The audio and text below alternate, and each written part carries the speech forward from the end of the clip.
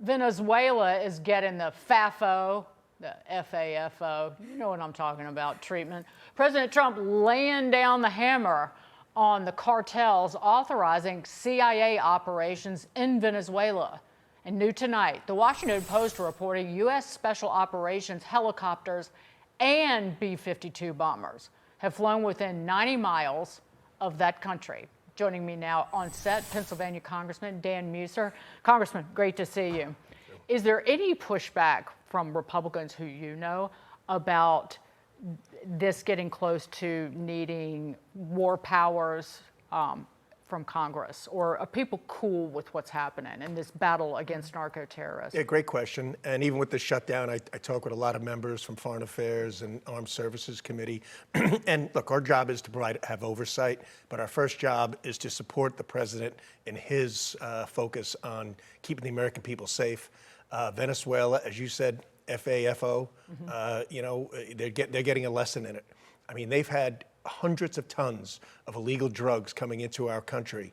The president's team has been trying to work with Venezuela, work with Maduro, actually in a manner that would hopefully get their attention.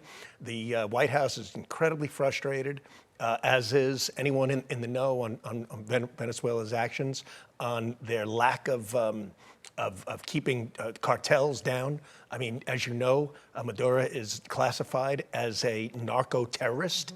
We have a bounty on his head of, I think, $50 million.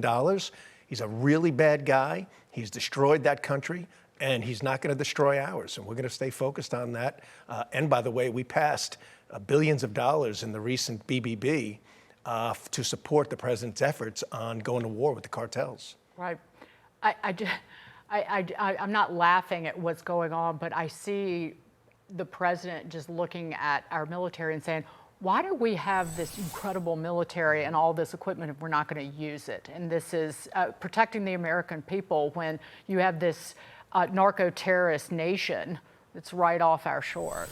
Dagan, we've over 4,000 Pennsylvanians die of illegal drugs, overdoses a year, over 100,000 nationwide. It's certainly coming down. It's coming down in a hurry because our border is secure. But when you have these gangs, right, these prisons have been let out by Maduro regime, when they continue to allow, not just allow, support the business of drug trafficking.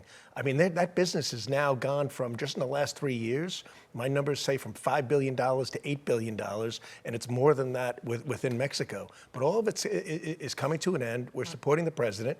You know, certainly a deterrence when you know your boat filled with cocaine and fentanyl gets blown up. And Maduro's, to a large extent, on the run. Day 16 of the government shutdown, the Schumer shutdown, the Schumer shutdown, as I call it. For the 10th time, Democrats have voted down the Republicans' clean continuing resolution. Democrats are apparently doing anything but working to reopen the government. Over the weekend, some were busy kicking back in Napa Valley, and now they're preparing for this weekend's No Kings protest. Yeah. Watch. I encourage Americans everywhere, Americans who love this country, who care about our democracy. I don't care if you're a Democrat or Republican or independent, a liberal or a moderate or conservative. The No Kings rally says that in a very strong way, where millions of Americans, millions will come together to say just that we don't want kings in America. I will join the marchers to celebrate what makes this country so great. And I say to my fellow citizens, do not let Donald Trump or Republicans intimidate you into silence. Okay, there's going to be some democracy next week. This might just smack Schumer where it hurts. So John Thune, the majority leader today, said the Senate will vote next week on a bill to pay federal workers who have been forced to work without pay during the shutdown, and that would include members of the military.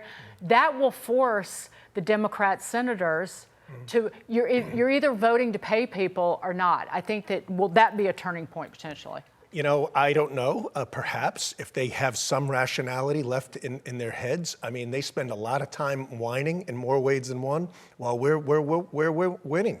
Right? I mean, the show has gone on. The president's doing peace deals. We're working. We're getting things done. And look what they've done to our federal government. And there's a lot of damage taking place at this point in time. And as you well know, you've heard many times now, Schumer's doing this to help his, to survive his political opponents. Hakeem's only doing it because there's only one way of stopping the Trump successes and the Republican successes. So we shall see if they do. But I don't think they're going to come to that sense. Look, we even said the other day, with their last demand, which was a farce on the ACA, the Unaffordable Care Act, for a 1-year extension.